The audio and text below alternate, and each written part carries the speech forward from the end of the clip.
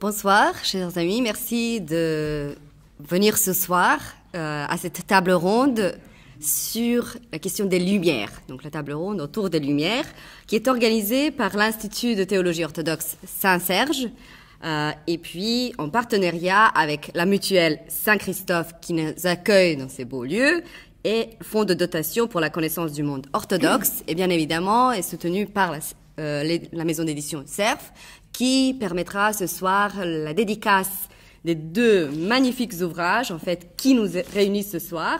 Celui de Jean-François Colosimo, Aveuglement, religion, guerre, civilisation, et de Bertrand Vergely, Obscure lumière, la révolution interdite. Donc on va questionner les Lumières, leur héritage, et je souhaiterais commencer immédiatement pour ne pas prendre beaucoup de temps, étant donné qu'on n'a déjà pas suffisamment de temps pour un débat aussi riche et des questions si profondes qu'on va pouvoir aborder, j'espère, ce soir.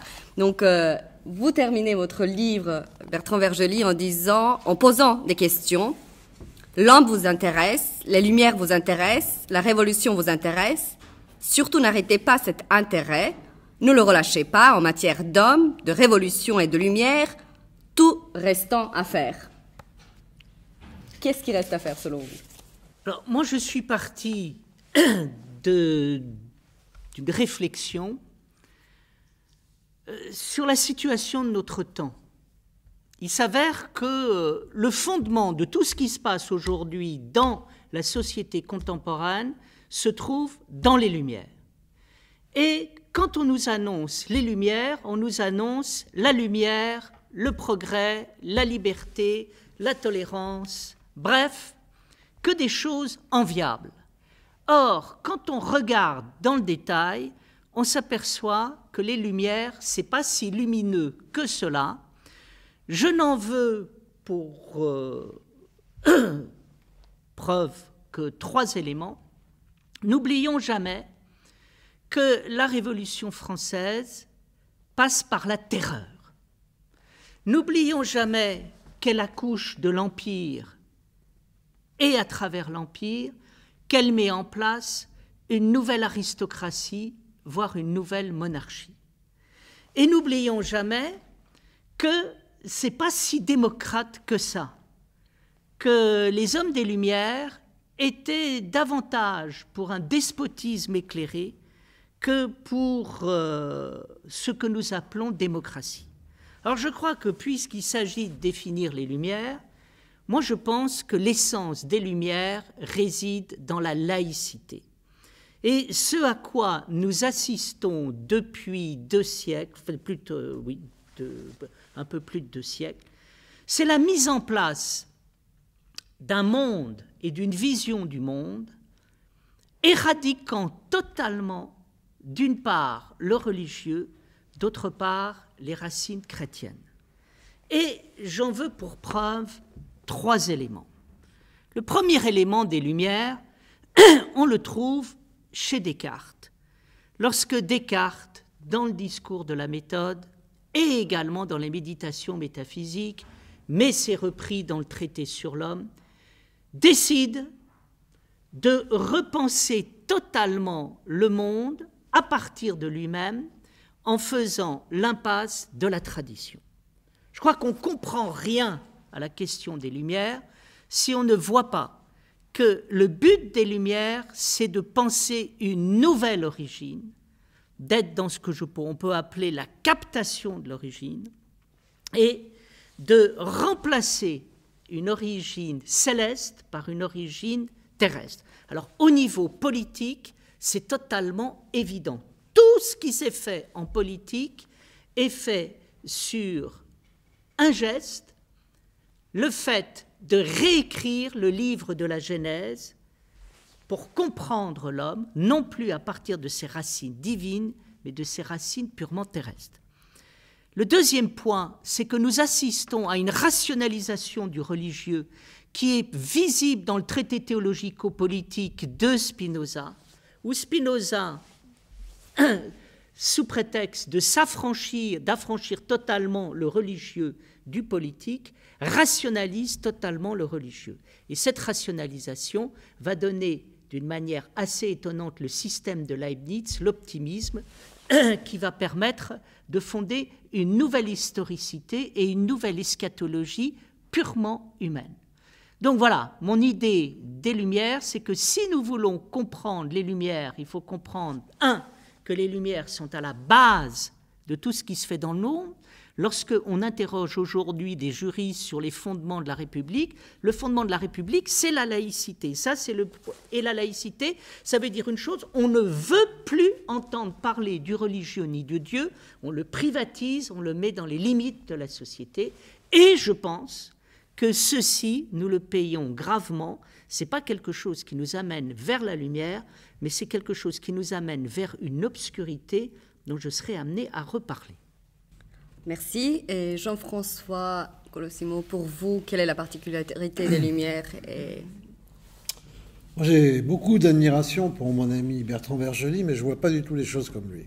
Très bien. Je ne vois pas les choses comme lui parce que je pense d'abord que les Lumières sont un phénomène extraordinairement multiple, que les Lumières françaises ne sont pas les Lumières allemandes, l'Aufklärung, ne sont pas les Enlightenments britanniques et particulièrement écossais. Par exemple, dans les Lumières écossaises, il n'y a pas de séparation entre le domaine rationnel et le domaine spirituel, et que de la même manière que les Lumières produisent beaucoup de rationalisme, elles produisent aussi beaucoup d'illuminisme en même temps. Donc je pense que c'est un phénomène plus complexe. Pour ce qui est des Lumières françaises, je pense qu'entre les Lumières et nous, et moi je me sens un héritier des Lumières, et je sais que je participe forcément des Lumières. Il n'y a personne qui depuis s'échapper à son héritage historique, en quelque sorte. Et donc, je sais aussi qu'une partie de la critique que j'adresse aux Lumières vient d'une certaine émancipation de la critique que les Lumières ont aussi permis. Le troisième point, c'est que donc, en dehors de la pluralité des Lumières et du fait que de toute façon on pense les Lumières à partir des Lumières contre les Lumières, dont les Lumières ne résument pas tout. Après les Lumières, il y a eu le romantisme, par exemple, qui est tout à fait un autre culte encore que celui de la rationalité des Lumières, qui serait même un culte irrationnel, n'est-ce pas, par rapport à celui des Lumières. Alors, par rapport à tout cela, moi, je préfère essayer de regarder... Et dernier point, je pense pas que la laïcité soit un mal, mais ça, on y reviendra peut-être ensuite. Et surtout, je distingue la laïcité, qui est une singularité française, de la sécularisation, qui est un phénomène plus complexe. Donc, moi, ce que je pense, tout simplement, c'est que je préfère parler en termes de modernité et de la manière dont les temps modernes eux-mêmes s'affichent. Ils s'affichent comme des temps nouveaux. Quelle est leur nouveauté? Mais leur nouveauté, c'est que ces temps, pour la première fois, n'ont pas d'autre projet qu'eux-mêmes. C'est-à-dire, ces temps nouveaux disent on va vérifier notre nouveauté dans l'exercice de notre nouveauté. C'est-à-dire que c'est pour la première fois, on a une humanité qui se projette dans l'histoire comme finalement un acrobate se jette dans le vide sans filet, en disant bon, on verra bien si je me rattrape aux branches ou si je m'écrase ou si... Et cette nouveauté des temps nouveaux, elle est caractéristique de l'esprit moderne et sans être cuistre du fait précisément que il y a un mot qui caractérise les Lumières, c'est l'autonomie. C'est-à-dire l'humanité va être autonome. Jusque-là, toutes les formes d'humanité historique procédaient par ce qu'on appelle d'une manière, encore une fois, un peu cuistre, l'hétéronomie. C'est-à-dire que chaque société humaine renvoyait à quelque chose d'autre qu'elle-même. Soit une cosmogonie, soit un mythe, soit une religion, soit une révélation, soit une sagesse, comme par exemple en Asie. Bon. Les Lumières, c'est la naissance de l'autonomie, c'est-à-dire l'humanité, elle est à elle-même sa propre loi. Il n'y a pas d'arrière-monde, il n'y a pas d'autre monde, il n'y a pas d'autre loi, c'est l'humanité qui va, par sa raison, se construire. Et donc, moi, ce que j'isole, parce que je ne dis pas que tout soit forcément mauvais dans les Lumières, moi, ce que j'isole, c'est cette volonté prométhéenne. Prométhée qui veut dérober le feu divin et être l'égal de Dieu. Cette volonté, elle est prométhéenne, dans le sens où, effectivement, là, je suis parfaitement d'accord avec Bertrand, naît une forme de religion du progrès qui va devenir, évidemment, un culte mortifère, puisque, effectivement, comme on a fait descendre le ciel sur terre, lorsqu'on fait descendre le ciel sur terre, lorsque l'eschatologie devient l'horizon historique et qu'il faut fabriquer cet horizon, évidemment, le jugement dernier, il est perpétuel. Et comme il est perpétuel, on élimine tout ce qui gêne, bien sûr, puisque tout ce qui gêne n'entre pas dans ce sens de l'histoire. Bien entendu, et de ce point de vue-là, il y a un lien entre les Lumières, mais ce n'est pas un lien immédiat non plus entre les Lumières et bien ultérieurement dans l'ère moderne avec les expériences totalitaires, c'est évident. Qui s'enracinent d'ailleurs dans la terreur, c'est évident aussi. Mais ça, je dirais, ça ne nous explique pas d'où sortent ces Lumières. Et je pense que les Lumières n'inventent pas tout. Elles réoccupent des espaces aussi philosophiques, théologiques, des espaces mentaux qui sont en fait ceux du Moyen-Âge. Et c'est là où se joue le sort de la sécularisation, en fait. C'est que les Lumières vont parler de Dieu. Elles vont parler, ou les philosophes des Lumières vont parler de Dieu. Ils vont être d'ailleurs très théistes. Donc ce rapport à la religion va être très particulier. Ils vont être violemment contre l'obscurantisme et la superstition supposée des religions anciennes. Mais Rousseau, c'est l'auteur de la religion civile. Ils ne veulent pas non plus de plus avoir de religion. Et quand on regarde ce phénomène, c'est ça qui est intéressant, c'est qu'en fait, moi c'est plutôt ma thèse, c'est que les Lumières qui sont un mouvement prométhéen, où l'homme s'affirme comme finalement sa propre source et son propre devenir, vont créer en fait plus de religion, plus de religiosité et plus de religions mortifères et meurtrières que n'ont jamais pu être les religions historiques. Parce que c'est justement une religion de la totalité et une religion de la rationalité qui va être créée. Et donc, juste pour conclure là-dessus, lorsque l'homme se donne de lui-même à lui-même comme son projet, sans plus de référence effectivement à une loi qui viendrait d'ailleurs, eh bien, qu'est-ce qui se passe? Quand l'horizon devient celui de la réalisation de ce projet, c'est assez simple. Dans les religions traditionnelles, il y a bien un idéal de la régénération. Et les Lumières, c'est un idéal de la régénération de l'homme, mais par lui-même. Un grand idéal de régénération. Mais dans les religions traditionnelles, celui qui n'arrive pas à se régénérer s'appelle un pécheur, un infidèle, un apostat, tout ce que vous voudrez. Mais ultimement, la religion elle-même remet son destin éternel à l'éternel lui-même, ou à l'éternité, c'est-à-dire à Dieu, à un jugement dernier. Quand on est dans l'histoire et qu'il n'y a plus d'arrière-monde, eh bien, le pécheur, le résistant, le dissident, celui qui n'entre pas dans le cadre, celui qui n'est pas un sectateur de la religion universelle du progrès, ben c'est quoi le contraire d'un régénéré? C'est un dégénéré. Et donc, la modernité va produire effectivement l'extermination des dégénérés, qui sont des aristocrates en 1793, qui sont des koulaks, des paysans propriétaires en 1917, des juifs en 1942. Et je pense qu'on n'a jamais vécu autant de religiosité que depuis les Lumières, puisque, je conclus là-dessus, durant le génocide cambodgien, les Khmers rouges faisaient passer des messages dans les camps. Et ce message principal, le message principal disait aux bagnards, même après ta mort, le parti te surveille. Ça veut dire quoi? Qu'on pouvait être communiste et croire dans l'éternité. Pour moi, les Lumières, c'est cette collusion. Merci beaucoup. Vous touchez à un point que, Bertrand Vergely, de votre côté, vous développez souvent cette idée du progrès moderne qui aboutit à une certaine idée de transhumanisme. Est-ce que vous pourriez nous dire de ce côté-là le lien entre les Lumières, la religion? Est-ce qu'on peut parler des racines chrétiennes, des Lumières? Est-ce que c'est des... Je voudrais quand même revenir sur cette question des Lumières parce que je pense qu'il y a progrès, et je pense que celui qui a profondément réfléchi sur les Lumières, le progrès, l'origine, c'est Hegel. Et je pense que dans la phénoménologie de l'esprit, Hegel dit des choses qui me paraissent assez remarquables. Qu'est-ce qui fait qu'à un moment, je suis opposé aux Lumières? C'est exactement le même procès que Hegel fait dans la phénoménologie de l'esprit en disant le péché originel des Lumières, c'est de vouloir être l'an zéro de l'humanité. et quelque part, avant l'Internationale, de dire du passé, faisons table rase. Je crois qu'il y a un équilibre à tenir. L'équilibre à tenir, c'est de savoir qu'on a reçu un certain nombre de choses pour les redonner. Et c'est ce qui fait qu'à un moment, il y a progrès. Et Hegel parle très bien de ce progrès lorsqu'il dit « la condition historique de l'homme, c'est de recevoir un certain nombre d'éléments de la tradition et du passé, de les vivre en les intériorisant et de les relever.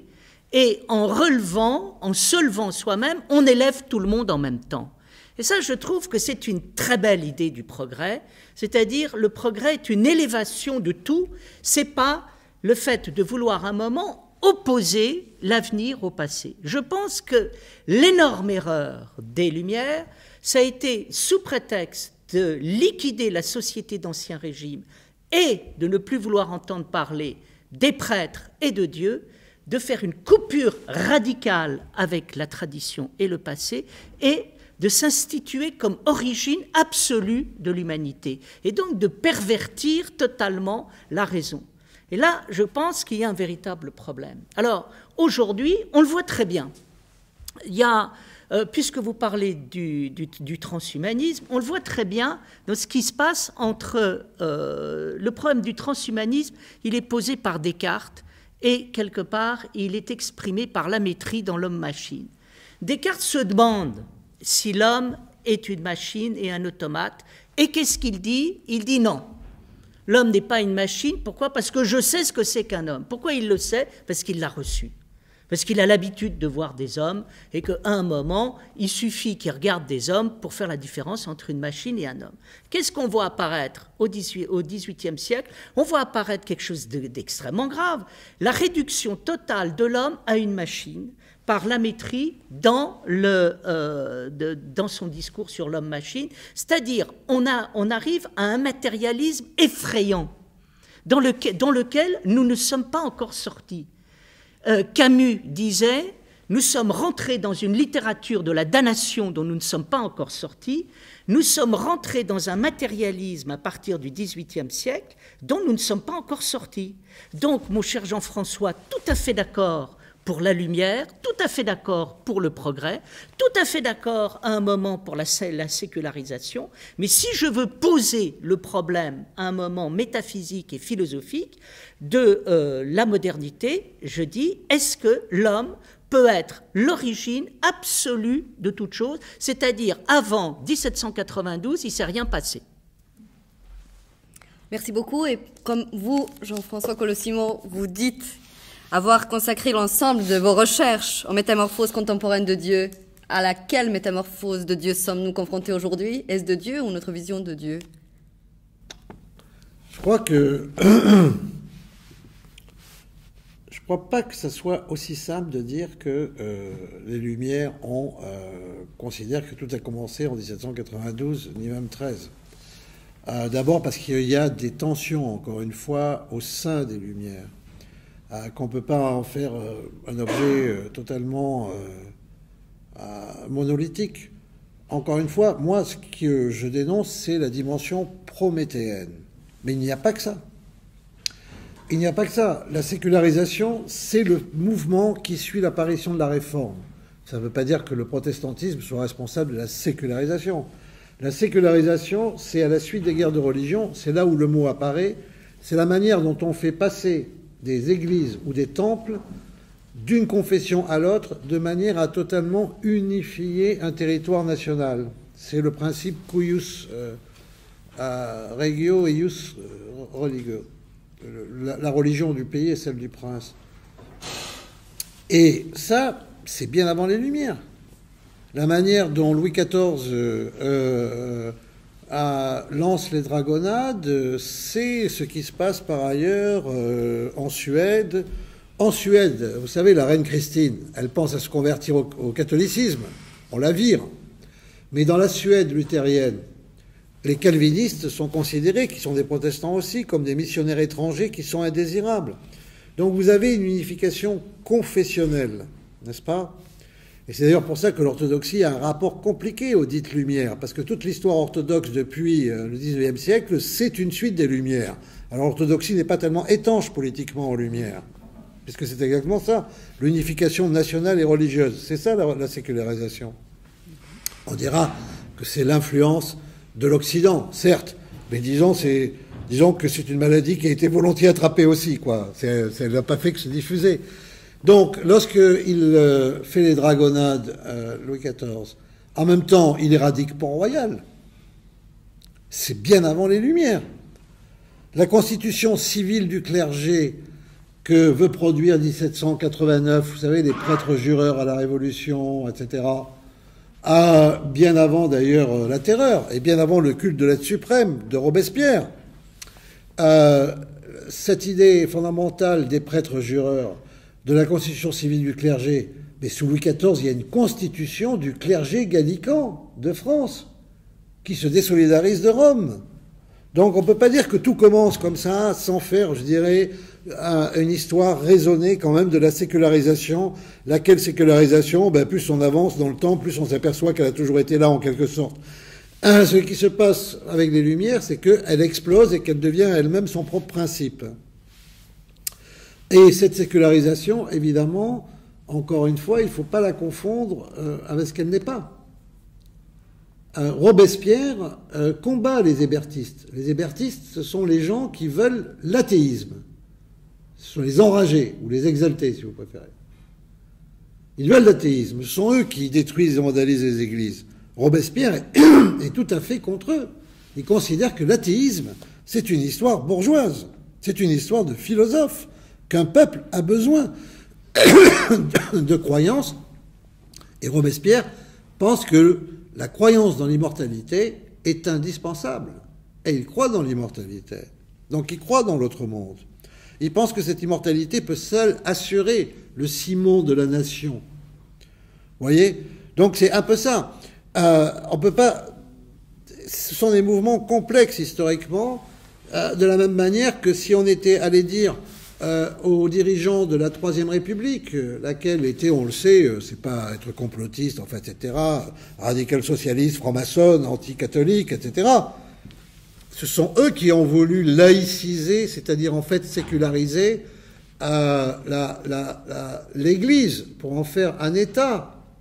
C'est le Panthéon qui est à côté, décapité de sa croix et qui devient le temple des hommes et des femmes illustres. La patrie reconnaissante, ça sera le culte des morts qui permettra à la République de survivre à 14-18. Il y a un catéchisme républicain, quelle idée. Si on rentre parfaitement dans la coupure, dans la rupture, pourquoi en France, en 1880, on invente un catéchisme républicain ? Pourquoi ? Parce que la religion ne quitte pas, que les phénomènes ne sont pas aussi tranchés. Et évidemment, ce catéchisme républicain, les hussards noirs, qui sont les instituteurs, qui sont un clergé, qui apportent la bonne parole de l'émancipation, etc., on voit cette conformation de l'État en Église. Pour moi, ça, c'est ce qui caractérise le plus les Lumières, c'est cette notion de religion civile qui se trouve chez Rousseau. Or, le seul pays où la religion civile va triompher, ce sont les États-Unis. Et donc, ça commence à créer une complexité qui devient intéressante. Alors, pour finir et pour conclure, pas pour conclure sur ce point, en 1924, la France, qui s'est beaucoup plaint du fait que le Saint-Siège, que le Vatican avait un peu trop soutenu les Allemands, et pas assez radicalement la France, puisque le pape Benoît XV voulait la paix entre deux nations chrétiennes, et Léon Bloy l'appelait Pilate XV. Évidemment, parce que Léon Bloy était un tel nationaliste français que le Saint-Siège Rome canonise Jeanne d'Arc, qui avait été béatifiée il y a longtemps et dont la canonisation traînait depuis des siècles, pour remercier la France et panser les plaies de Verdun. Mais le jour où Jeanne est élevée sur les autels de l'Église, que fait l'État républicain ?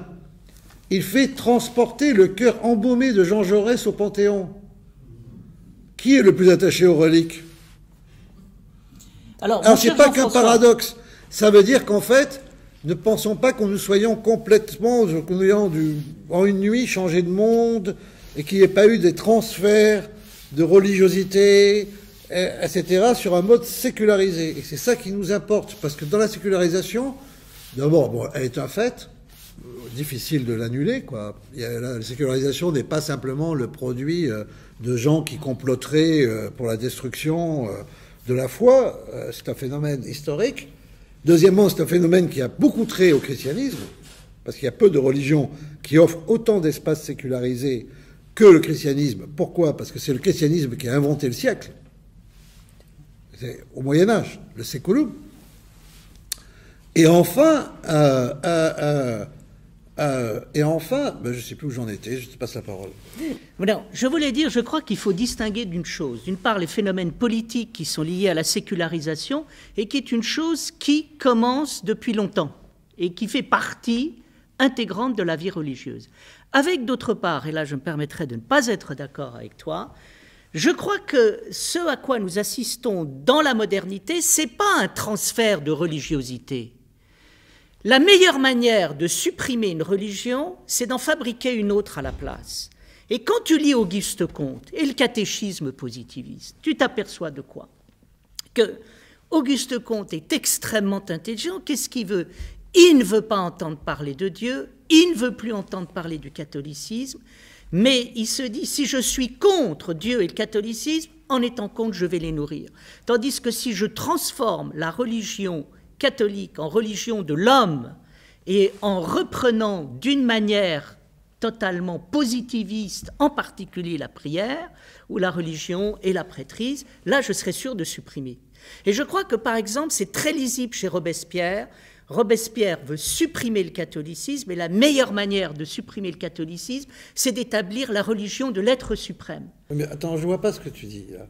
C'est Bien. Exactement ce que je dis. Oui, c'est-à-dire qu'on ne sort pas de la d'accord. religion, à part, si tu veux, toi, considérer qu'il y aurait une bonne religion et une mauvaise religion, sans définir ce que c'est qu'une religion, et sans définir le fait qu'il n'y a pas de distinction entre le religieux et le politique. Non, alors, C'est-à-dire qu'il y a une articulation entre les deux.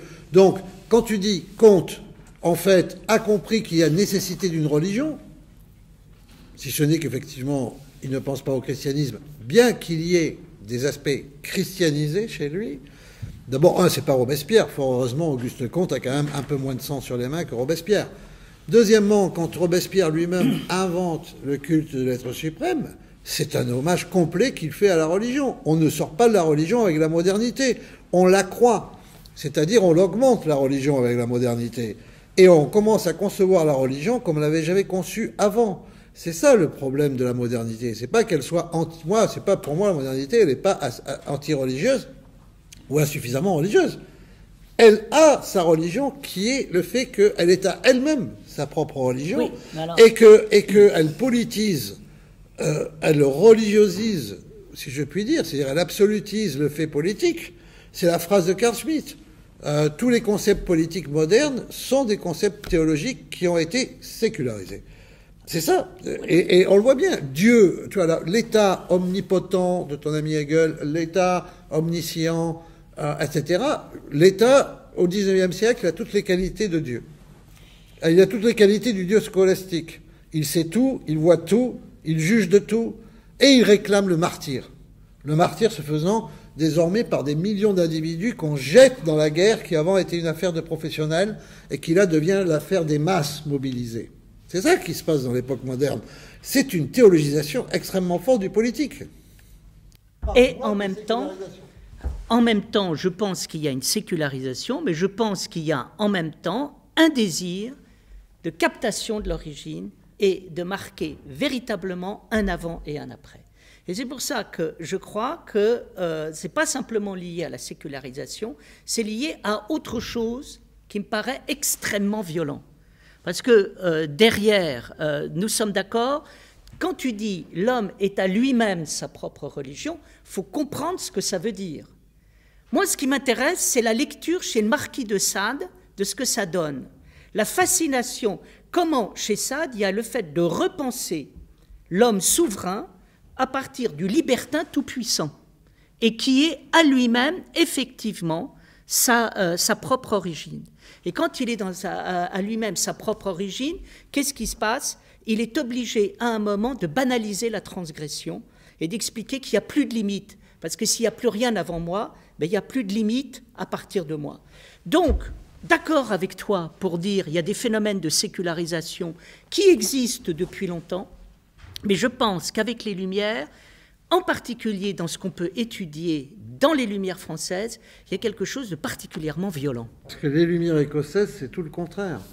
Les Lumières écossaises, elles remontent à une conception mythifiée des origines qui va donner d'ailleurs tous ces cultes fraternels, type illuminisme, franc-maçonnerie, etc., lesquels d'ailleurs feront des ravages dans les pays orthodoxes.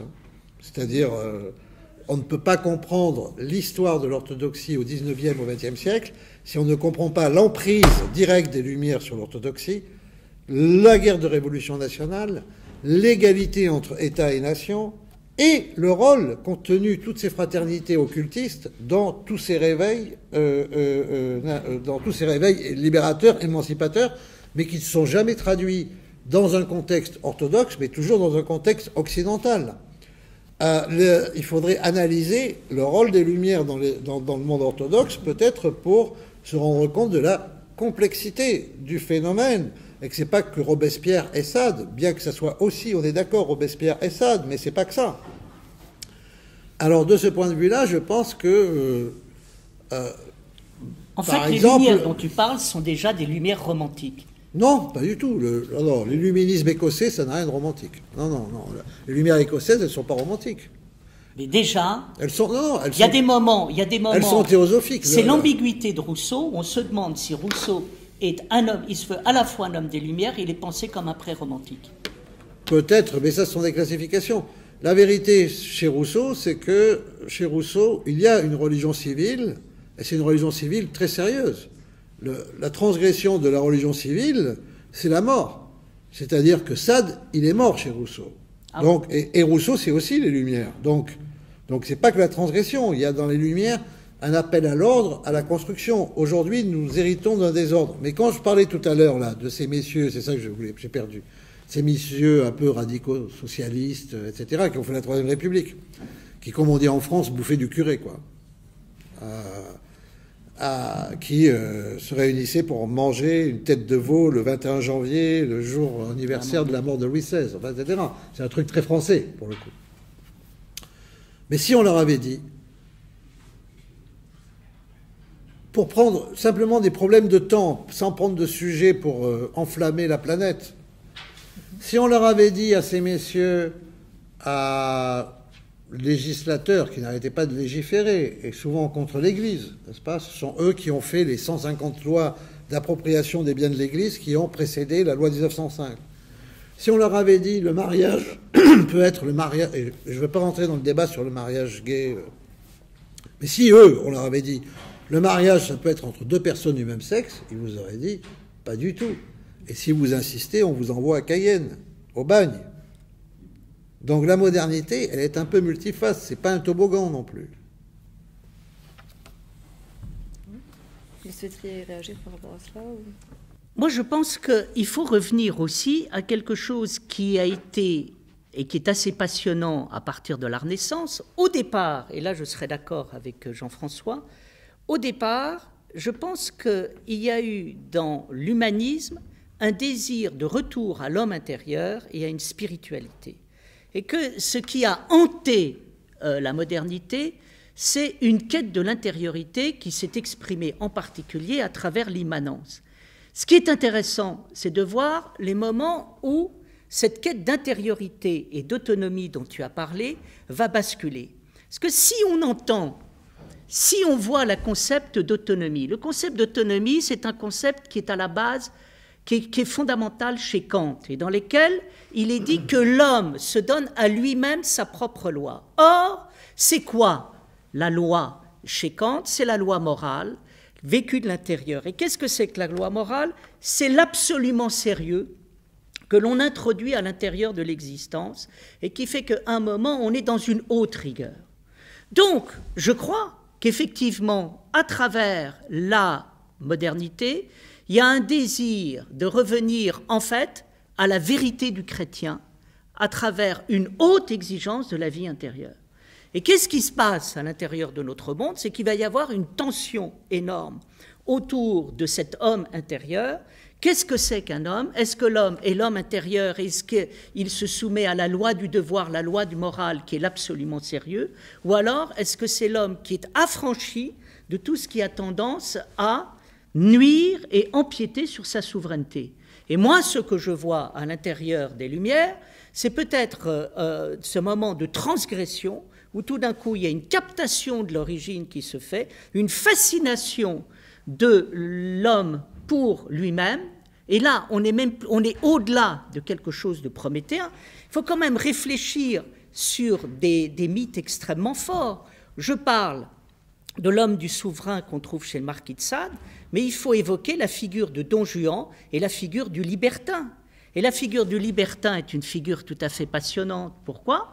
Parce que le libertin revendique l'intériorité, l'immanence, mais je crois qu'il joue avec tout ça, et quelque part, il va au-delà du religieux, et il va même au-delà de la modernité pour être dans l'ultra-modernité.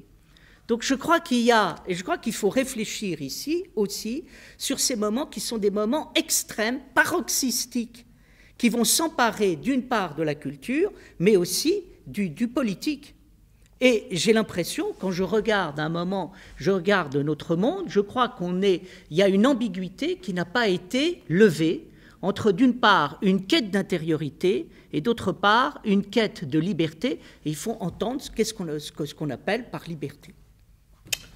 Alors, moi, je pense que si on veut voir les Lumières dans leurs effets aujourd'hui, il faut se tourner vers les États-Unis, qui sont le pays qui a réalisé le programme le plus complet, le plus intégral des Lumières, c'est-à-dire le moins décapité, c'est-à-dire le projet de religion civile. Et on peut ensuite aimer, aduler ou détester et haïr la culture américaine. Il n'empêche qu'elle présente une grande particularité de constitution qui me semble, moi, aller avec le véritable point des Lumières, ce qui ne veut pas dire, encore une fois, que ce soit bien, mais on n'atteint pas, enfin, ouais, on n'est pas au pays du Marquis de Sade et de Don Quichotte simplement, quoi. On est dans un pays réel qui a conquis une hégémonie planétaire parce qu'il a réalisé très exactement ce programme de religion civile qui était dans les Lumières, au sens où, comme dans l'Empire romain, religio, ça veut dire, il y a deux étymologies. Relegere, regarder en l'air et puis se recueillir, c'est un peu la spiritualité, qui est un terme très vague. Et religere, qui n'est pas vertical, qui est horizontal, qui est ce que les gens, la fonctionnalité qui unit les gens ensemble et les fait se déterminer par rapport aux autres qui ne sont pas eux d'ailleurs. C'est pour ça que le discours de la guerre est un discours religieux, toujours. Et qu'il n'y a pas de religion, il n'y a pas de théologie qui ne soit pas non plus une polémologie. Que d'autre part aussi, évidemment, il n'y a pas de religion qui ne définisse pas l'autre, qui n'appartient pas, comme l'infidèle, l'apostat, le schismatique, l'hétérodoxe, etc. Parce que le phénomène religieux, c'est nous et eux, nous avec nos invisibles, qui font que nous sommes capables de nous survivre entre nous et de mourir, de manière à ce que survivent les autres générations, de manière à ce que la collectivité progresse. Alors, la religion civile à Rome, c'est la religion de l'Empire, c'est la religion de l'empereur, c'est la religion des rites publics tels que prescrits dans les temples homologués par l'Empire, et c'est le culte familial des ancêtres. Et ça, c'est la religion pour les Romains. Et après, tout ce qui est de l'ordre des croyances, et Dieu sait qu'il y en a des croyances à Rome au moment de l'Empire, puisque tous les cultes orientaux sont présents. Tout ça, l'ordre de la croyance, ils appellent ça superstitio. Vous croyez ce que vous avez envie de croire, tant que ça ne gêne pas la religio. Et d'ailleurs, les juifs et les chrétiens ont des problèmes, parce que justement, la religio, ça leur va pas, etc. Mais c'est ça la religio. C'est ça que réinventent les Lumières. Et c'est ça les États-Unis. Aux États-Unis, il y a une religion civile. Aux États-Unis, les églises sont libres de l'État. On peut fonder l'église qu'on veut, quand on veut, où on veut. Mais l'État n'est pas libre de Dieu. C'est ce Dieu qui est sur le dollar. C'est ce Dieu qui est sur le livre sacré sur lequel le président prête serment. C'est ce Dieu qu'on invoque dans tous les travaux parlementaires, à chaque session, il y a un aumônier au Congrès qui ouvre la séance en disant une prière, en invoquant un Dieu qui peut rassembler tout le monde. Lequel Dieu, on ne sait pas trop lequel il est, mais ce Dieu-là, il a ses temples. C'est le Capitole, la Maison Blanche, qui ressemble à des temples. Il a ses fêtes, qui sont des fêtes laïques, pour le coup. Thanksgiving, qui est en train comme... comment s'appelle l'autre comme le carnaval... Halloween. Comme Halloween est en train de devenir une fête française. Maintenant, les Français fêtent Thanksgiving, tu vois, qui est une fête pour rendre grâce d'avoir trouvé 3 patates douces et une dinde à bouffer en arrivant de l'autre côté de l'océan. Il y a le culte de l'armée et il y a le culte des vétérans, le culte des cimetières militaires, etc., etc., etc. Et c'est ça la force de l'Amérique. Et c'est pour ça que l'Amérique est ultra moderne. Parce qu'elle a réussi cette synthèse que vous voulez. Les Lumières entre, en fait, un État qui est la religion d'État. Il n'y a plus besoin de religion d'État. On ne va pas être catholique, orthodoxe, juif, protestant. L'État devient à lui-même sa religion. Et l'État a un Dieu qui englobe tous les dieux, comme une sorte de panthéon, tant que ces dieux, en fait, ne contestent pas la suprématie de ce Dieu qui est sans visage et sans existence, autre que celui d'accueillir les différences et de permettre quoi? La multiplicité des cultes. Eh ben c'est ça, pour moi, c'est ça la vraie modernité. Alors ensuite, c'est très critiquable, pour d'autres raisons, mais bon, ni Robespierre ni Sade n'ont vraiment leur place aux États-Unis, pour dire la vérité, puisqu'ils dérangeraient cette sorte d'harmonie divine, théologico-politique supérieure. Et ça, c'est un fait de l'Europe. Et c'est l'Europe qui va mal et c'est les États-Unis qui vont plutôt mieux, en tout cas au point qu'aujourd'hui, l'Europe qui a fait la guerre pendant 2 siècles, parce que la réalité des Lumières, c'est aussi la guerre, l'Europe qui a fait la guerre depuis 2 siècles, elle est aujourd'hui incapable de faire des guerres un peu lointaines sans la puissance militaire des États-Unis. Mon cher prof Jean-François, est-ce que, quand tu parles des États-Unis, tu es sûr de parler des Lumières? Est-ce que tu ne parles pas plutôt du protestantisme? Ah non, ce sont les Lumières. Et est-ce que ce n'est pas la victoire du protestantisme plus que celle des Lumières? Non, d'abord parce que le protestantisme réel, originel, a disparu aux États-Unis. Les États-Unis ne sont pas protestants. Ça n'est pas vrai. Le protestantisme calviniste, méthodiste, aujourd'hui est crépusculaire et groupusculaire, mais depuis très longtemps. Deuxièmement, les États-Unis ont créé leur propre religion locale, leur propre christianisme local, qu'on peut appeler néo-protestantisme. Mais c'est vu d'Europe. Ça s'appelle l'évangélisme, le pentecôtisme, etc. Et ça peut avoir, ça s'inscrit dans l'ordre de la réforme, mais ça peut avoir. C'est comme les Mormons, enfin voilà. Qu'est-ce que les Mormons ont à faire avec Calvin, quoi? Il y a un moment, il faut aussi ne pas tout compresser. Et les pères fondateurs, ce sont des hommes des Lumières. Ce ne sont pas des grands pratiquants protestants, c'est pas vrai. Madison, c'est pas vrai. Ce sont les Lumières. Ils parlent au nom des Lumières. Mais les Lumières, ça peut aussi produire ça. Et c'était surtout pensé pour produire ça. C'est en Europe que ça a dérapé. Et ça a dérapé en Europe parce que, là, nous sommes d'accord, ce qui s'est passé en Europe, c'est aussi une phase des Lumières. Mais c'est pas la seule, c'est ça que je voulais dire. Oui. Très bien. On pourrait éventuellement ouvrir les questions à la salle, s'il y a des questions. Je rajoute un truc, parce que je suis un peu emmerdant, et très précisément parce qu'on voulait parler des droits de l'homme aussi. Oui. Les droits de l'homme aux États-Unis sont enracinés dans Dieu. Ils ne sont pas spontanés. Hein. Il faut lire la déclaration relative aux droits de l'homme aux États-Unis. C'est Dieu qui les donne. Alors, encore une fois, quel Dieu, voilà, après, on peut discuter des heures. Mais en attendant, ce n'est pas du tout des droits de l'homme spontanés.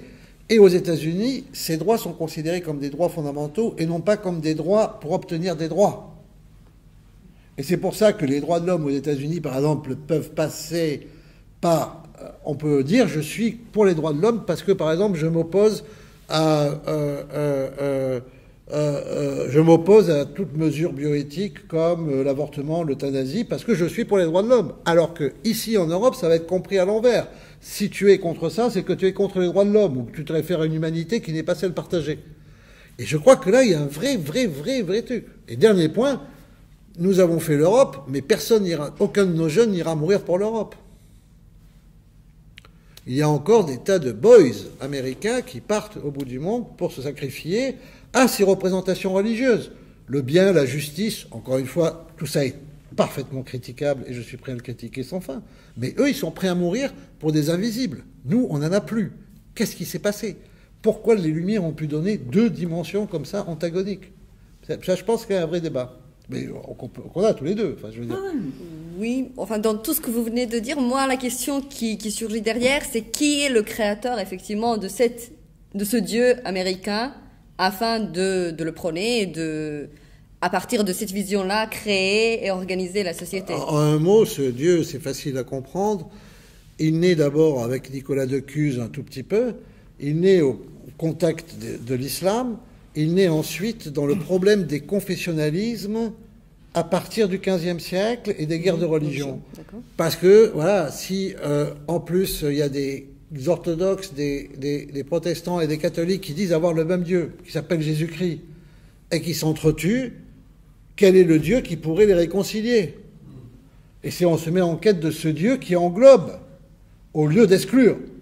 Parce qu'il y a du sang qui coule partout, c'est vrai, la vérité aussi.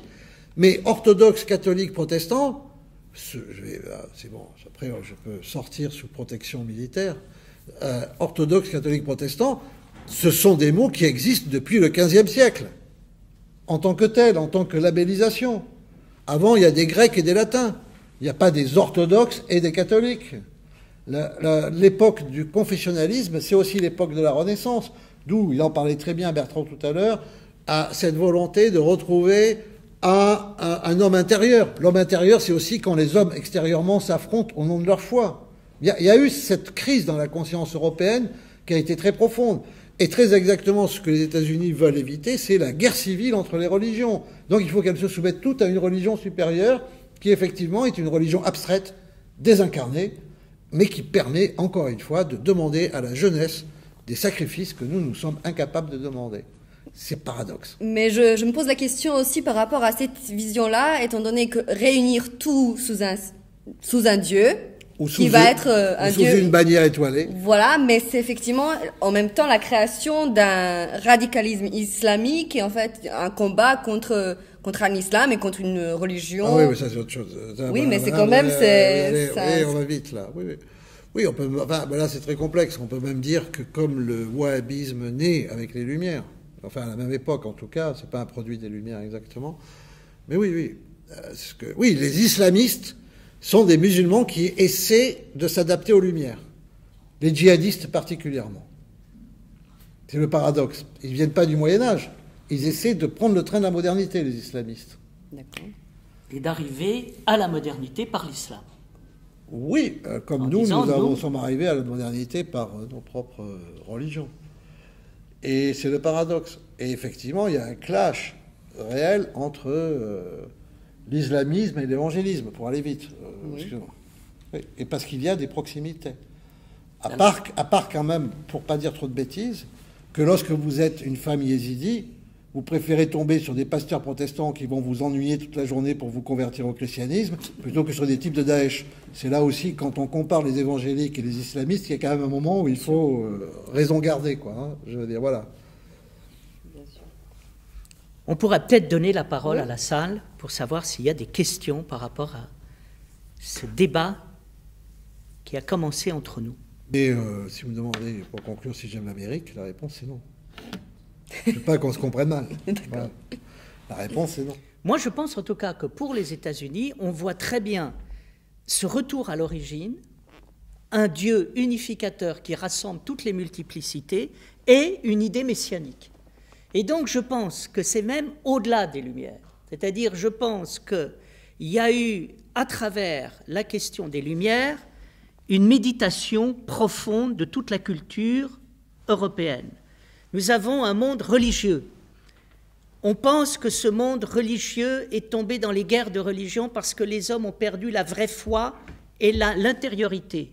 On voit apparaître le début de l'humanisme, intériorité, culture, ouverture d'esprit capable d'accueillir toutes les expériences humaines à partir d'une expérience intérieure enracinée.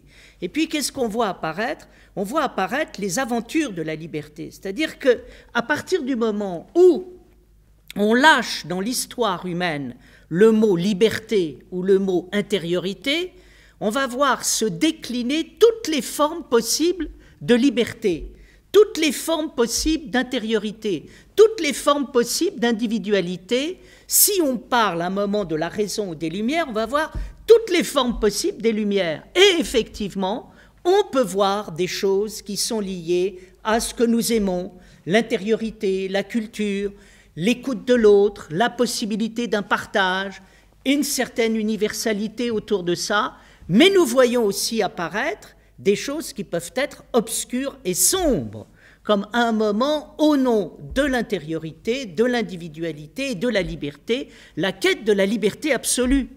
Et là, on voit apparaître à ce moment-là quelque chose de tout à fait singulier. Moi, ce qui m'a vraiment marqué, et parce que je pense que c'est extrêmement prégnant dans notre culture, c'est la captation que l'on a de l'origine, et à partir de l'origine, à un moment, le fait de penser le progrès comme transgression. S'il n'y a rien avant moi, c'est qu'il n'y a rien en face de moi, et il ne doit rien avoir en face de moi. Et je pense qu'à un certain moment, quand il y a une négation de l'origine et de choses qui ont été données pour à un moment, il y a nécessairement la négation de ce qu'il y a en face de moi. Et là, effectivement, je pense qu'on ne peut pas penser les Lumières sans des grands transgresseurs et sans, à un moment, les effets catastrophiques à l'intérieur de l'histoire de ce que ça a pu avoir. Voilà. Et je crois que c'est ça qui est intéressant, c'est-à-dire il faut se poser quand même il faut se poser la question, nous venons des Lumières, mais c'est vrai que les Lumières, c'est le progrès, c'est l'ouverture de l'esprit, mais comment se fait-il que ce soit aussi la matrice de tous les totalitarismes qu'il y a eu au XIXe et au XXe siècle? C'est ce que dit Camus au début de L'Homme révolté. Il dit: les camps de concentration aujourd'hui se sont fabriqués, se réclament de la liberté et de l'homme, et cela désempare le jugement. Et je repars, relisons quand même les analyses de Camus données dans la Révolution française et dans L'Homme révolté. Je pense que comme critique des Lumières, alors qu'il n'était pas chrétien, c'est absolument admirable, mais en même temps radical et déterminé. C'est-à-dire il faut essayer quand même de penser cette histoire. Et c'est cette histoire, moi je me souviens de mon étonnement en lisant au départ Hannah Arendt, l'idée que j'avais des Lumières c'était l'humanisme, et comment à un moment Hannah Arendt montre qu'au nom de l'homme et de la religion de l'homme et du culte de l'homme, on a bâti à un moment un monde concentrationnaire. Et ça, donc, entièrement d'accord avec toi, mon cher Jean-François, pour la grande tradition de la sécularisation de l'humanisme et qui existe, mais à un certain moment, il nous faut réfléchir sur notre histoire et sur ce point aveugle que constitue la terreur. Oui, mais encore une fois, résumer la terreur, résumer les Lumières à la terreur, ça n'a pas de sens si on ne donne pas une grammaire de cette réduction. Donc sinon c'est de l'assimilation tout à fait gratuite. Pourquoi les Lumières, ça serait plus la terreur, et pourquoi ça ne serait pas plus l'émancipation de la femme, tu vois. Donc il faut ensuite discriminer, c'est ça le problème. Alors moi, la limite que je vois à tout ça, moi je critique le rapport des Lumières à la religion, qui ont prétendu nous débarrasser de la religion et qui nous ont fabriqué des religions qui sont pires encore. Voilà. Maintenant, je jette pas tout des Lumières. Je pense pas que les Lumières soient une catastrophe historique qui, par exemple, je ne sais pas, pour ceux qui sont ici et qui serait plus grave qu'à 1453, etc. C'est dans le fil de l'histoire qu'il faut comprendre l'histoire. Et surtout, aujourd'hui, tout en étant très critique sur les Lumières, je ne tiens pas à m'associer avec ceux qui critiquent les Lumières pour dire qu'il n'y a pas de droits de l'homme. Personne ne sait ce que sont les droits de l'homme. En attendant, quand on n'en a pas et quand on subit l'absence de droits de l'homme, ça, on commence à savoir que c'est peut-être une valeur. Bien qu'encore une fois, il n'y ait pas de fondation juridique claire aux droits de l'homme, bien que les droits de l'homme soient exploités, parfois pour opprimer, bien entendu. Mais bon, on ne va pas non plus jeter le bébé avec l'eau du bain totalement comme ça. C'est bon. Et par exemple, les gens qui disent oui, l'Occident, son anthropologie, elle est tout à fait totalitaire. Nous, on voile nos femmes et on ne tient pas à tenir compte des Lumières. On est contre les Lumières parce que les Lumières, justement, ça a fait Hitler, tout ça. Et quand vous nous dites que les femmes devraient avoir un statut égal à celui de l'homme, en fait, vous conduisez comme des nazis, là, je dis stop. Et d'un coup, moi qui suis très critique sur les Lumières, je me dis, il ne faudrait quand même pas passer d'un Sûr, extrême il à faut. l'autre. Oui, nous sommes d'accord. tout supprimer d'un coup. Oui, bien sûr. Voilà. Peut-être qu'il y a des questions qui ont surgi entre-temps dans le public. Non. Bon, alors je pose la question. Vous avez une question? Vous voulez intervenir, Père Nicolas? Non, en fait, je vous remercie beaucoup d'attacher de cette analyse et de voir toute cette dimension donc, des lumières de la société moderne. Et aussi, est-ce que c'est que le christianisme, quelque part, a capitulé? Donc, c'est-à-dire qu'il était renversé, ou il n'arrive pas aujourd'hui à construire son discours. En fait, moi, j'ai l'impression que ce qui manque à nos institutions, c'est qu'il n'y a pas de discours. On n'arrive pas à le construire. Donc, bon, c'est bien, en fait, et c'est bien que vous n'êtes pas manichéen. Donc vous ne mettez pas dans un sac une chose, dans un autre, vous n'opposez pas, vous réfléchissez, vous dégagez des choses même positives. En fait, c'est en tout cas un homme intelligent peut trouver aussi des choses positives dans tout ça. Alors je me suis dit, alors, nous sommes un peu dans ce monde orthodoxe, en fait, on représente un peu Saint-Serge. Qu'est-ce qu'orthodoxie dans tout ça? Est-ce qu'elle a une place? Est-ce qu'elle est dépassée? Est-ce qu'elle est muette? Voilà, comment on peut, où nous sommes, ça m'intéresse un peu de voir, est-ce qu'il y a une lumière? Voilà, cette année, l'évangile de Saint-Jean, il n'y a que de lumière, donc il a donné la vie, donc nous avons une lumière, mais qu'est-ce que nous faisons? Parce qu'on l'a cachée, elle n'est plus de lumière, elle ne brille plus. Voilà, je ne sais pas si c'est une bonne question, mais en fait, non, mais c'est sorti comme ça. Ça veut dire, qu'est-ce que ça veut dire penser l'orthodoxie dans la modernité aujourd'hui? Alors moi, je pense que c'est très important pour la suite des choses. Il y a l'orthodoxie comme idéologie et il y a l'orthodoxie comme pratique. Je pense, et je suis d'accord avec Jean-François, attention au fait de parler de la religion, de Dieu et en général de l'orthodoxie. Pourquoi ? Parce qu'on va être devant des entités qu'on ne vit pas et que l'on va défendre avec des arguments moraux en rentrant dans le bien et le mal. Et là, forcément, on va arriver à être dogmatique et on va être nécessairement dans le conflit et quand ça va donner des positions qui sont des positions dures. Je pense que la chance de l'orthodoxie, c'est de vivre le Dieu vivant, la tradition vivante, l'orthodoxie vivante, et ça se traduit comment? Je pense que ça se traduit dans une pratique humaine qui peut être extrêmement intéressante au sein de la culture et au sein du monde dans lequel nous sommes. Quand on vit le Dieu vivant de l'intérieur, on écoute, on regarde, et je crois qu'on voit des semences créatrices qui existent à toute époque et dans tous les domaines de l'existence. Et je pense que quand ces éléments sont montrés, vécus et symbolisés, ça donne des choses extrêmement fortes. Qu'est-ce qu'on peut apporter à la culture du monde dans lequel nous vivons? C'est peut-être de dire quelque chose qui vient, à mon avis, directement de la théologie apophatique, qui est que quand on dit un certain nombre de choses, qu'on fait un certain nombre de réflexions, recherches, découvertes, on ne croit pas si bien dire. On n'imagine pas à quel point les choses vont loin. Je pense que ça a du sens pour parler de la transfiguration du monde et pour, à un moment, amener les choses, je dirais, vers leur acmé ou leur soleil ou leur dimension lumineuse et créatrice. Je crois que le monde a extraordinairement besoin de quelque chose qui se saisisse des éléments de liberté, de création, de lumière, de beauté qu'il y a à l'intérieur pour justement l'amener en pleine lumière. Voilà. Et donc, je pense que ça a du sens en termes de témoignage. Je crois qu'en tant qu'orthodoxes, nous sommes comme tout le monde.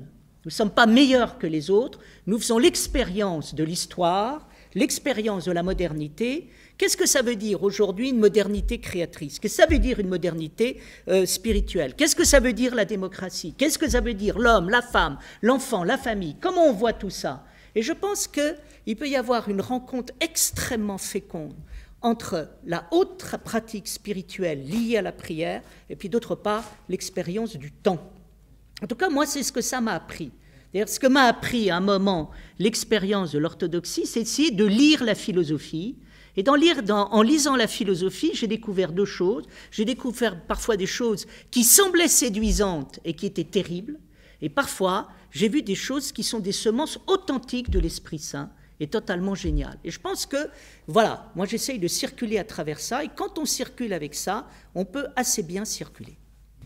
Oui, moi je préfère regarder les cheminements historiques. Et il est évident que l'orthodoxie a subi une captivité intellectuelle terrible à partir de la chute de Constantinople, en fait un peu avant même, et qu'elle s'est retrouvée doublement captive, d'une part sous l'Empire ottoman, et très rapidement, on le sait, sous l'influence latine avançant dans le monde slave, et particulièrement vers la Russie. Que des efforts constamment ont été faits pour essayer de se libérer de cette captivité qui faisait que l'orthodoxie avait une expérience qu'elle était incapable de traduire dans un langage qui lui était propre. Elle avait perdu son langage, ce que Florovsky appelle la pseudomorphose. Et c'est là où elle a subi l'épreuve de la modernité. L'épreuve de la modernité, comme elle sépare le mythos du logos, c'est ça que fait la modernité. La modernité te dit, ah, tu vas pas croire quand même que le volcan a explosé, que enfin, si Dieu a parlé à Moïse, c'est une interprétation par Moïse de phénomènes naturels qu'il était incapable de comprendre. Il appelait ça Dieu, parce qu'en fait c'était le volcan qui... Mythos, logos. Le mythe et la raison. Les corps religieux ont répliqué de deux façons. On leur a dit, vous n'avez plus le monopole du discours. Et d'ailleurs, votre discours est offert à critique. Alors, il y a ceux qui ont dit, nous aussi, on va rationaliser notre foi. Ça donne des fondamentalistes, le littéralisme, qui est une forme de rationalisme complètement desséché. Et puis il y a ceux qui ont dit, ça suit Schleiermacher, la foi c'est une question de sentiment. Donc c'est pas la peine de critiquer ma foi, puisqu'elle est de l'ordre de mon sentiment. Et le sentiment est privé, etc. Donc en fait, les deux tendances qu'il y a eu, ça a été une tendance au fondamentalisme qui affirme positivement, comme la science positiviste la plus idiote, nous avons la vérité. Ça aboutit aux gens qui ouvrent la Bible et qui disent c'est écrit, ou d'autres livres. Et il y a ceux qui ont dit, mais non, vous avez besoin de nous, les croyants, même si vous êtes incroyants, parce que nous sommes un supplément d'âme, nous parlons de choses mystérieuses, d'enracinement dans la transcendance, la verticalité, etc. Donc, laissez-nous un strapontin dans... Bon. Et en fait, ces deux mouvements, il y a eu un mouvement rationalisant et un mouvement piétiste, un mouvement rationaliste et un mouvement piétiste. Le mouvement piétiste, il éclaire dans le judaïsme avec le racidisme qui éclate au XVIIIe siècle. Le mouvement piétiste, il éclaire dans le protestantisme, puisque c'est l'âge du piétisme. Et dans l'orthodoxie, ça s'appelle la philokalie. C'est le même phénomène piétiste. À la même époque. Lorsqu'Olivier Clément disait « Saint Nicodème l'Agorite répond aux lumières humaines en écrivant l'encyclopédie des lumières divines, la philokalie ». À cette époque-là, tout le monde a son encyclopédie des lumières divines. N'est-ce pas? Ça s'appelle le Tanar chez les Racidim. Des compilations comme ça, où on oppose à la nouvelle culture un réarmement de la culture ancienne. Par rapport à ça, il est évident qu'on n'en est pas sorti. Et qu'on n'en est sorti qu'à un seul moment. C'est lorsqu'il y a eu une conjonction d'un coup entre des classes éduquées dans la modernité et devenant critiques de la modernité avec les mouvements de piété qui étaient dans les monastères. Ça s'appelle le premier mouvement slavophile, par exemple, avec Komiakov, Kirievski. Et ça aboutit à quoi? Ça aboutit à une nouvelle alliance au sein de l'orthodoxie entre l'intelligence et la foi. Alors il y a ceux qui ne veulent pas entendre parler de l'intelligence et qui continuent sur la seule foi, qui sont piétistes en fait. N'est-ce pas? Et c'est pas dans les monastères que s'est passé le plus souvent cette réconciliation entre l'intelligence et la foi, mais dans les universités de théologie, les écoles de théologie, qui elles-mêmes étaient adoptées de l'Occident. Adaptées de l'Occident. Donc c'est ça qu'il faut bien comprendre. C'est-à-dire que la réponse orthodoxe à la modernité, elle s'est produite dans toutes les générations de théologiens, dont une école comme Saint-Serge à Paris ou une école comme Saint-Vladimir à New York est l'héritière. C'est-à-dire, on se retrousse les manches, on ne va pas dire « Dieu nous l'a dit, et donc taisez-vous, vous tous, parce qu'on a la vérité ». On ne va pas dire non plus « Ouh, j'ai vu des lumières et elles m'ont parlé ». Tu vois, on dit « On va se mettre au travail » sur le rapport de l'intelligence et de la foi, qui est un rapport symbolique par rapport à notre expérience de la foi, laquelle est aussi liturgique, iconographique, hymnographique. Et donc, on ne vient pas simplement dans la subjectivité, parce que c'est le corps de l'Église qui porte cette expérience. Tu vois, c'est pas comme si tu dis « Dieu m'a parlé ce matin ». C'est pas pareil, on n'est pas dans le règne de la subjectivité. Mais on essaie d'établir une objectivité qui tient compte aussi, finalement, de la variable de l'existence. Pas une objectivité froide, rationnelle. Une objectivité qui intègre à l'humanité. Et de ce point de vue-là, qu'est-ce qui se passe en ce moment dans le monde orthodoxe? Ben, c'est très clair. Ce courant qui a été présent en Russie, en Roumanie, avec des gens illustres, qui a été présent en Yougoslavie, avec ces gens qui ont recommencé à faire de la théologie, n'est-ce pas? Ben, ce courant aujourd'hui, il est ultra minoritaire dans le monde orthodoxe, et la seule unité du monde orthodoxe, c'est de mal considérer la théologie. C'est le seul point sur lequel tous les orthodoxes sont à peu près d'accord. Mort aux théologiens. À part ça, il n'y a pas beaucoup d'unité, on le sait. Merci pour votre réponse. Il y a d'autres questions? C'est pas tellement une question, c'est plus une remarque. Je pense qu'il faut effectivement, comme cela a été fait, considérer le temps long de l'histoire, et les Lumières tirent leur fondement de ce qui s'est passé à l'humanisme, au moment de l'humanisme et de la Renaissance qui ont été évoqués, et finalement ne sont que le prolongement ou une concrétisation, notamment dans l'ordre politique, de ce qui avait été déjà orienté au moment de l'humanisme et de la Renaissance. Or, l'humanisme et la Renaissance se caractérisent par deux choses. D'une part, une séparation et une appropriation. Séparation avec le monde céleste, avec le monde divin, et l'on voit ça, et en même temps une appropriation par l'homme de ce monde. Et on voit ça dans l'histoire de l'art. C'est très révélateur qu'au XVe siècle, un des grands thèmes de l'histoire de l'art, c'est l'incarnation. On voit ça chez Fra Angelico, et la façon dont c'est traité chez Fra Angelico et puis chez les grands peintres qui suivent est très significative. Faut-il représenter le sexe du Christ? On le représente, et pourquoi? Parce qu'on représente l'humanité, parce qu'on se tourne vers l'humanité. On investit en quelque sorte à ce moment-là pleinement dans l'humanité, et l'homme, les hommes, en tout cas, même s'il faut y voir aussi la complexité de ces phénomènes qui peuvent être effectivement contradictoires, comme vous l'avez dit, parfois, en tout cas de prime abord. Donc, l'homme s'approprie cela. On le voit par exemple dans l'architecture, avec la Villa Rotonda de Palladio, qui a inspiré d'ailleurs la Maison Blanche par la suite, où, pour la première fois, le dôme, qui est réservé aux édifices religieux, est mis sur un édifice civil. Et tout cela montre bien que la société évolue de façon fondamentale dans le sens d'une séparation où l'on magnifie l'homme, parce que le projet des hommes de la Renaissance est un projet très optimiste pour l'homme. Je ne sais pas s'il y a tellement une vie intérieure. Ce qui est sûr, c'est qu'on va favoriser une vie qui est plus humaine. Mais en même temps, on se sépare d'autres dimensions, on se sépare peut-être d'autres altérités. C'est aussi l'époque de l'éveil des nations.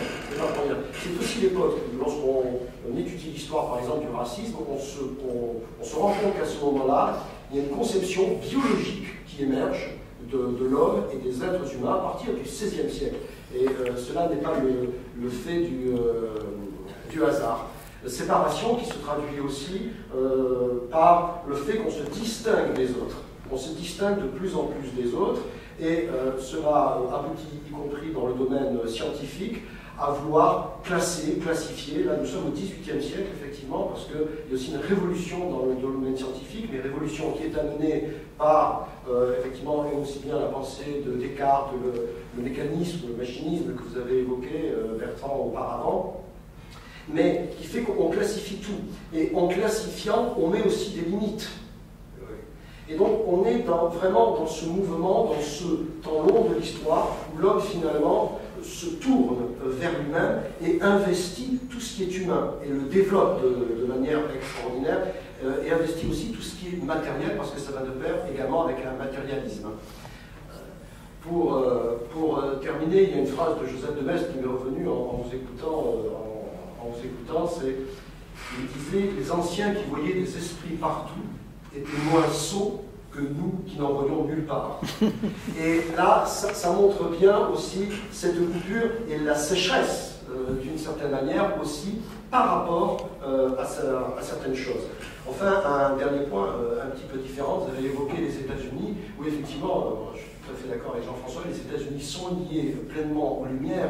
Il suffit de lire la Déclaration d'indépendance des États-Unis d'Amérique, auquel je dis 1776, pour se rendre compte qu'on retrouve parfois les mots, des expressions identiques dans la Déclaration des droits de l'homme. On a l'impression parfois de copier quelques éléments différents. Le bonheur, effectivement, le bonheur individualiste, le bonheur est une idée neuve en Europe, dira Saint-Just, mais le droit au bonheur qui est dans cette déclaration d'indépendance des États-Unis d'Amérique, qui est vraiment fondé sur l'esprit des Lumières. Les États-Unis sont fondés sur l'esprit des Lumières, à tel point qu'il y a 20-30 ans, dans l'historiographie, on parlait beaucoup de révolution atlantique. Pour bien montrer ce phénomène aussi qui prenait des sociétés très différentes, et pas uniquement la société française. C'est pourquoi d'ailleurs la cause américaine a eu tant de succès à Versailles. À Versailles, Benjamin Franklin ont été très bien, les autres ont été très bien reçus par les Lumières en France. Et puis, ça peut aussi rejoindre, après tout, le protestantisme. Ça ne s'oppose pas, parce que le protestantisme est né de l'humanisme, plus de la mise au point de l'imprimerie.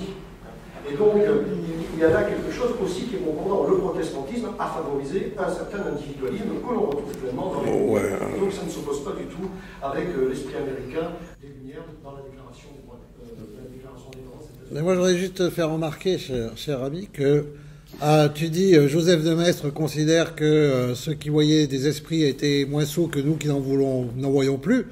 Mais 50 ans après la mort de Joseph de Maistre, tout le monde est spirit en France. Donc on a très vite réappris à avoir des esprits partout. Et le spiritisme, c'est voir des esprits, non plus comme dans la nature, je veux dire, tribales, mais c'est voir des esprits à l'époque du télégraphe, parce que le spiritisme, c'est contemporain du télégramme et du télégraphe. C'est du télégraphe spirituel. Pam, pam, pam. Tu sais, ils te parlent, les esprits te parlent en système télégraphique. Jean-François, on voit des esprits partout. C'est la différence. Et c'est une invention américaine, mais où est-ce qu'elle existe? C'est pas mieux d'être dans l'adoration du soleil à poil que de vouloir communiquer avec les morts en système télégraphique. Dans les deux cas, c'est l'humanité. Ça vient des États-Unis. Où est-ce que ça triomphe? En France. Où est-ce que ça existe encore? En France. Le pays des Lumières. Donc, voilà. Tâchons de regarder l'histoire pour ce qu'elle est. Merci. Malheureusement, je vais devoir conclure la table ronde, mais notre soirée, elle continue. Donc, vous aurez l'occasion de vous procurer les deux ouvrages qui sont vraiment très riches et qui aident à approfondir de manière assez différente l'héritage des Lumières, de l'aborder et puis de le critiquer. Et après, vous aurez aussi l'occasion de rencontrer nos deux auteurs autour d'un petit cocktail qui a été préparé par la maison d'édition du Cerf et la mutuelle Saint-Christophe. Donc, c'est notre première soirée où l'Institut de théologie orthodoxe Saint-Serge sort dans le monde pour y débattre. Donc, on va continuer. Notre prochaine réunion aura lieu au mois de février.